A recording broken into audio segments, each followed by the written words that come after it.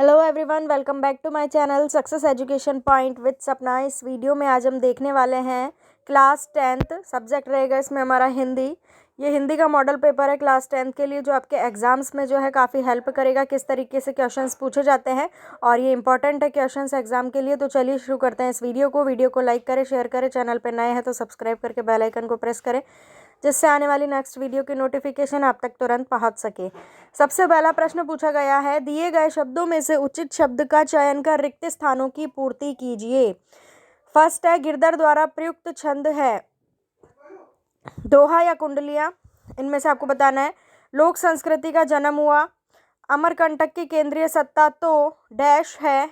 अर्थ की दृष्टि से वाक्य के प्रकार कामायनी है। आगे देखिए, दूसरा प्रश्न, सही विकल्प चुनकर लिखिए। सूर के पदों की भाषा है ब्रज बिहारी अवधि बघेली। सेकंड क्वेश्चन, आपका नाम बाजरा तो नहीं है, किससे कहा था? स्वामी विवेकानंद से मार्गरेट की पहली भेंट हुई थी। 4 ऑप्शन दिए गए, इनमें से आपको बताना है कौन सा ऑप्शन करेक्ट है। फोर्थ है, दोनों पद प्रधान होता है, किस समास में होता है दोनों पद प्रधान, वो बताना है। फिफ्थ है, औषधाल्य का संधि विच्छेद होगा। थर्ड क्वेश्चन, सत्य असत्य का चयन कीजिए। गेहूं मनुष्य की भूख एवं शारीरिक आवश्यकता का प्रतीक है, ये सत्य है या असत्य है, ये आपको बताना है। सूर्य वात्सल्य रस के सम्राट है। निंदा रस पाठ के लेखक हरिशंकर परसाई है।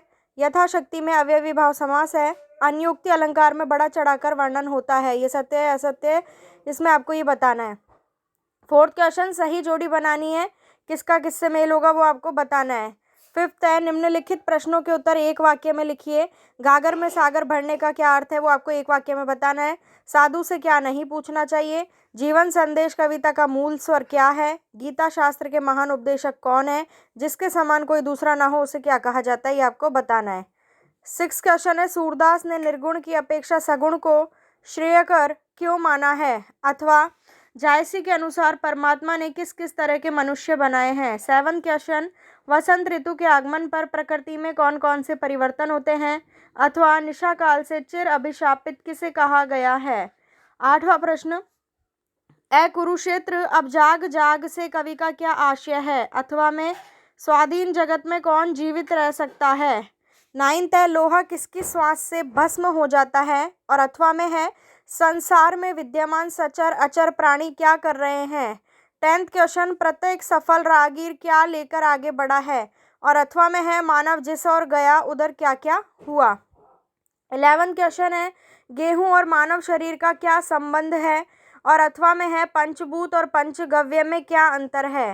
12th है, ललित कलाओं का स्वभाव कैसा होता है, और अथवा में है सत्य का आश्रय छोड़ने पर क्या दुष्परिणाम होता है। क्वेश्चन नंबर 13, अधबनी धारा पर क्या क्या बनना शेष है। कुआं पर पेनहारी ने क्या कर रही थी। 14 है, निम्नलिखित शब्दों का संधि कर संधि का नाम लिखिए कोई दो। पराधीन, निरक्षर, वागीश। अथवा में निम्नलिखित शब्दों का समास विग्रह कर समास का नाम बताना है आपको। महापुरुष सेकंड है, जिसने इंद्रियों को जीत लिया हो, और थर्ड है चार राहों का समूह।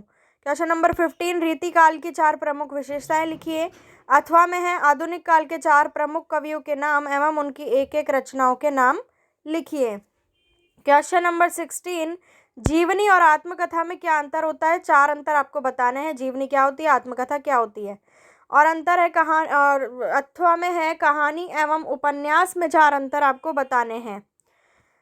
17, जयशंकर प्रसाद अथवा तुलसीदास का काव्य परिचय निम्नलिखित बिंदुओं के आधार पर आपको देना है। 2 रचनाएं बतानी है, भाव पक्ष, कला पक्ष और साहित्य में इनका क्या स्थान रहा वो आपको बताना है। क्वेश्चन नंबर 18, हजारी प्रसाद द्विवेदी अथवा रामवृक्ष बेनीपुरी का साहित्यिक परिचय निम्नलिखित बिंदुओं के अंतर्गत लिखिए। 2 रचनाएं, भाषा, शैली, साहित्य में स्थान। 19, निम्नलिखित में से किसी एक गद्यांश की संदर्भ प्रसंग सहित व्याख्या कीजिए। ये जो 2 गद्यांश दे रखे हैं, इनमें से आपको किसी एक की गद्यांश की संदर्भ प्रसंग सहित व्याख्या करनी है। पहले लिखना होता है संदर्भ, फिर प्रसंग, और देन फिर व्याख्या करनी होती है। तो आप ये पढ़ लीजिएगा गद्यांश। आगे चलते हैं। 20, निम्नलिखित में से एक पद्यांश की संदर्भ सहित व्याख्या कीजिए। वो गद्यांश था, ये पद्यांश है, तो इसमें 2 दे रखे हैं पद्यांश, ये आप देख लीजिएगा। पहले संदर्भ, फिर प्रसंग, और फिर आपको व्याख्या करनी है। क्वेश्चन नंबर 21, निम्नलिखित अपठित गद्यांश को पढ़कर दिए गए प्रश्नों के उत्तर लिखिए। गद्यांश दे रखा है, 3 प्रश्न आपसे पूछे हैं। शीर्षक, उत्तरदायित्वों के निर्वहन में कौन खरा है और उपयुक्त गद्यांश का सारांश क्या निकलता है वो आपको बताना है। 22, विद्यालय के प्राचार्य को शाला शुल्क से मुक्ति प्रदान करने हेतु आवेदन पत्र लिखना है। और अथवा में है, वार्षिक परीक्षा की तैयारी के संबंध में पिताजी को पत्र लिखिए।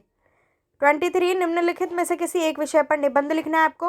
पहला है पर्यावरण प्रदूषण, जल ही जीवन है, पुस्तकालय का महत्व और कोरोना वायरस। इन चारों में से एक पे आपको निबंध लिखना है। और अथवा में दिया गया है, निम्नलिखित में से किसी एक विषय पर निबंध की रूपरेखा लिखिए।